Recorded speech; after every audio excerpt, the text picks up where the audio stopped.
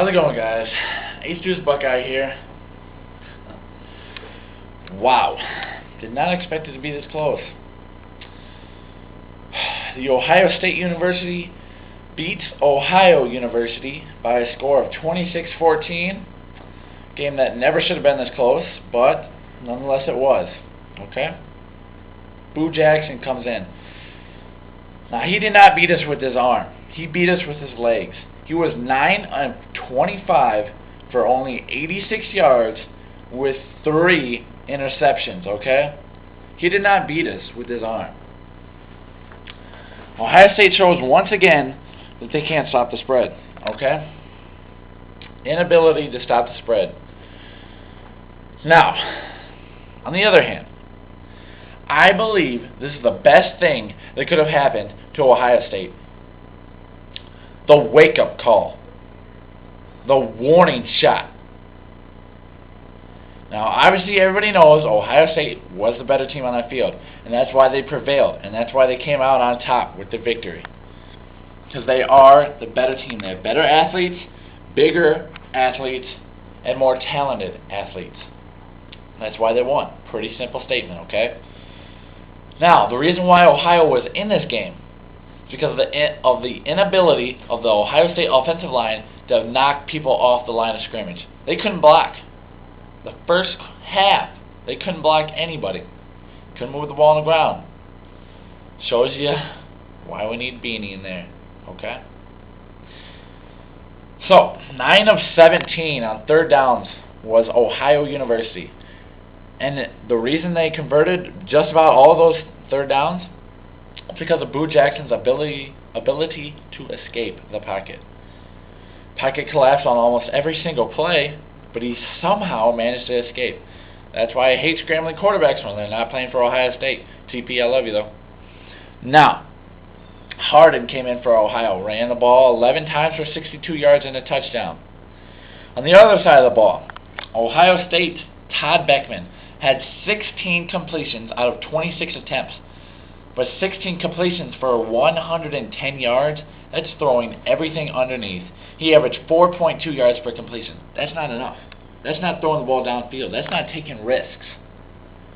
Now, I give the Ohio defensive backs credit. They were with our wide receivers all game long, and that's a little bit scary. If your MAC cornerbacks can keep up with Big Ten wide receivers, that's a little scary.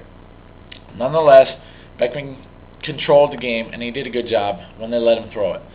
Now, coming in relief of Chris Wells, Daniel Herron, 12 carries, 50 yards, a 4.2 yard average. I like it. And a touchdown as well. Maurice Wells, the long-haired dude, 9 carries, 48 yards, average of 5.3. That's getting it done, okay? Terrell Pryor came in, 5 for 37. That's a 7.4 yard average. Brandon Sane had, I think, maybe 5 carries for about 30 yards or so. 6 yards a pop. That is all right with me. That's about what Chris Wells averages, okay? So I'm fine with that. I think we're fine at running back. It's just the offensive line couldn't block in the first half. That was the problem. Now, Ohio State's offensive production went from 495 yards to 272. Maybe that's the difference between D2 and D1. There's a big jump in talent and in the kind of athletes you're playing. OSU had 162 yards combined rushing throughout all the players. Terrell Pryor, Brandon Sane, Maurice Wells, and Daniel Boom Herron. Alright, the difference in the game. Ohio State forced 4 turnovers, 3 interceptions. Actually, it might have been 4 interceptions. I'm not sure. I missed the first quarter. I had to work. And Ohio State only had that 1 turnover, the Beckman over-the-shoulder fumble. That's horrible. We thought he had it. Didn't have it. That's what gave them their second touchdown of the game. The 15-yard run for the first touchdown, he drove down the field. I give him credit. Converted 3 third downs on that drive. Can't have that. Anyway, I was impressed with Ohio State's self-control. They only had 1 penalty. It was a 5-yard false start. No complaints there. Passing the ball, Beckman, like I said, did all right. You know, They need to throw the ball downfield more, and usually they don't have a problem doing that with Beckman. He's got a great long ball. But for some reason, Tressel didn't want to throw the ball downfield today. And I guess we found out that Terrell Pryor will not play in pressure situations, especially next week. If Ohio State's down 7 or if it's a 3-point game or something like that, Terrell Pryor will not be on the field. Okay? Tressel made that evident. Anyway, guys, enough of the down. Disappointed, okay? Very disappointed, but enough of it. It's time to look off, forget the past, and look towards USC next week. Now, USC will go into the game ranked number 1. I expect Ohio State to drop a couple of spots because the media hates Ohio State. The nation hates Ohio State.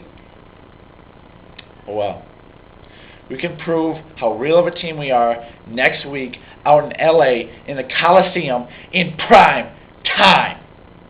The whole nation will be watching. I guarantee you there will be at least 10,000 Buckeye fans in that stadium. Next Saturday night, Buckeye fans travel. They go. My Uncle Fred is going to the game with his son, Brandon. It's going to be great. I'm very jealous of my uncle. I'm not very jealous of the bill he has to pay, though. So, anyway, look, you know, disappointing win. But hey, one thing before I close up, all right? I said in my preseason video, and I think I said it last week after the Youngstown State recap. I'm not sure, but I told you guys Ray Small is going to have a breakout season. What happens? Punt return for touchdown. Let's go, Ray Ray. I see you, boy. I see you doing your thing. Trying to act like Ted Ginn. Keep it going. You did a great game receiving last week against Youngstown State. You showed off your speed here against Ohio. I'm very impressed with you. It's going to be a great week. I'm having a huge party at my house next Saturday night. It's going to be great. Lots of people here. It's going to be lots of food, lots of fun, and hopefully Ohio State will come away with the victory. And if they do, there's no doubt in my mind they should be the number 1 team in the country. And obviously whoever wins will be. It should be that way, unless that discrimination against Ohio State. But Ohio State has to prove to the country that they can beat the number 1 team in the country and prove that they are back, that they are a power, not just a Big Ten power. I'll see you guys later. Ace Deuce Buckeye, I'm out for now. Later!